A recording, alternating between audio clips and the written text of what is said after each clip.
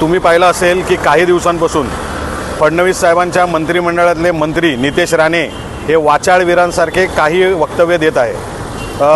काही महिन्यांपूर्वी समाजामध्ये तेढ निर्माण करायचं काम ते करत होते। आज जर तुम्ही पाहिलं तर 2 महिन्यापूर्वी त्यांनी त्यांच्या सभेमध्ये स्वतःची जी सभा असते कार्यकर्त्यांना संबोधताना असं सांगितलं की आपल्या सगळ्यांचा बाप सागर बंगल्यावर बसलेला आहे। त्यावेळेसही आम्ही त्यांच्याकडे लक्ष दिलं नाही, पण काल परवा त्यांनी जे एक वक्तव्य केलं ज्यामध्ये त्यांनी सांगितलं सगळ्यांचा बाप हा मुख्यमंत्री हे फडणवीस साहेब आहे, त्यावेळेस आम्ही निषेध नोंदवण्यासाठी हा बॅनर लावलेला आहे। तुम्ही जर पाहिलं तर राजकारणासाठी बाप बदलणे ही आमची कधीही भूमिका नसते। आम्ही छत्रपती शिवाजी महाराजांच्या भूमीत जन्म घेतलेला आहे। त्याचबरोबर तुम्ही तिथे क्लिअर बघितलं असेल, माझं नाव तुषार दिलीप रसाळ, कैलासवासी दिलीप पंढरनाथ रसाळ हे माझे वडील जन्मदाता।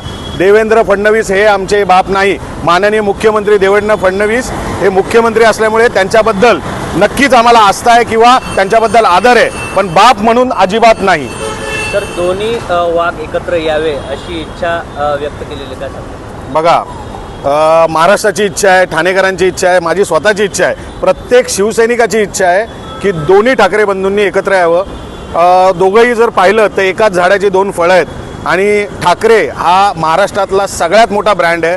आज जर तुम्ही पाहिलं जे राणे सांगतायत की फडणवीस आमचा बाप आहे, या राणेंचे जे वडील आहेत त्यांना नेतृत्व करायची जर त्यावेळेस परमिशन जर बाळासाहेबांनी दिली नसती तर आज नितेश राणे कोण असतं हो?